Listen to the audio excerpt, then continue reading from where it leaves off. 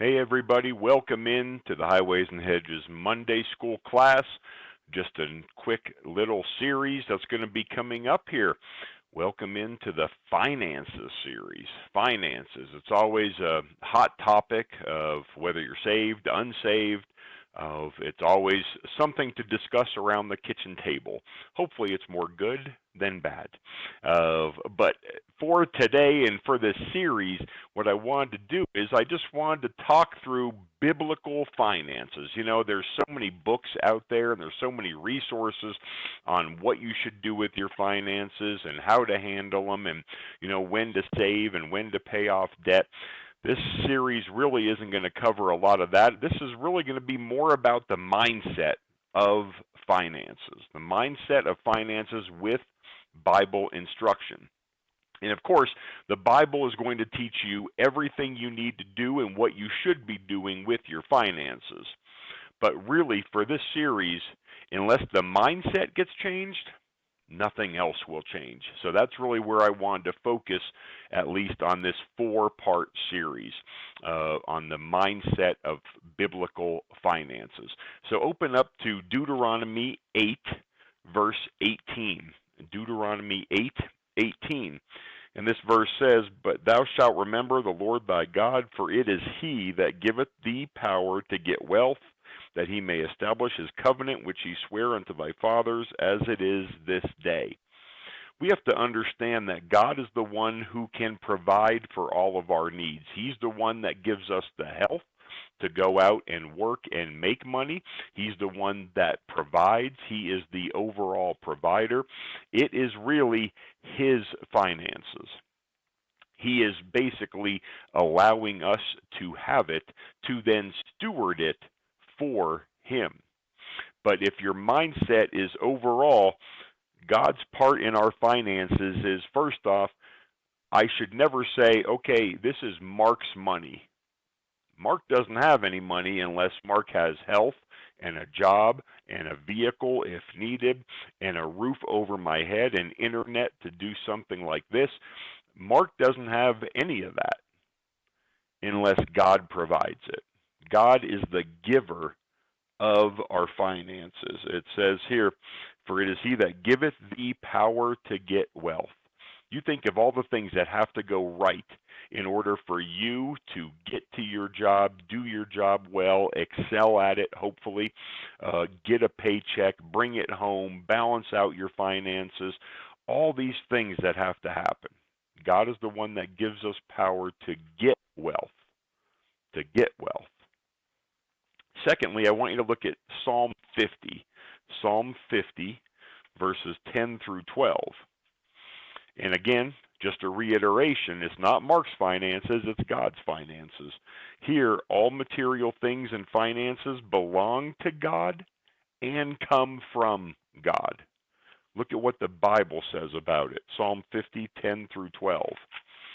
It says, "For every beast of the forest is mine, and the cattle upon 1,000 hills. I know all the fowls of the mountains, and the wild beasts of the field are mine.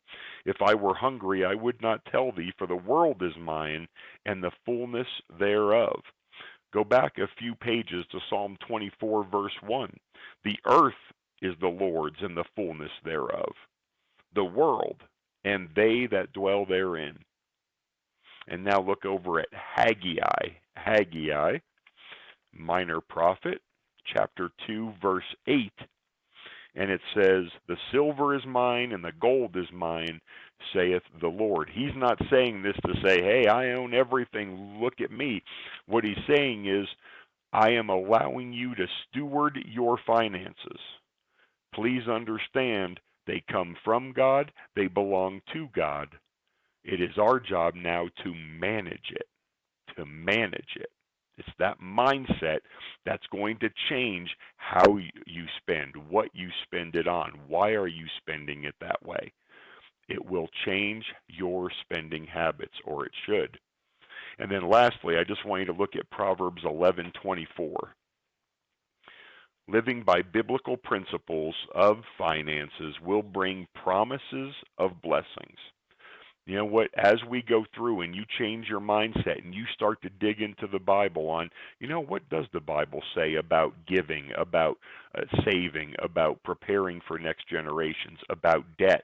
What does the Bible say?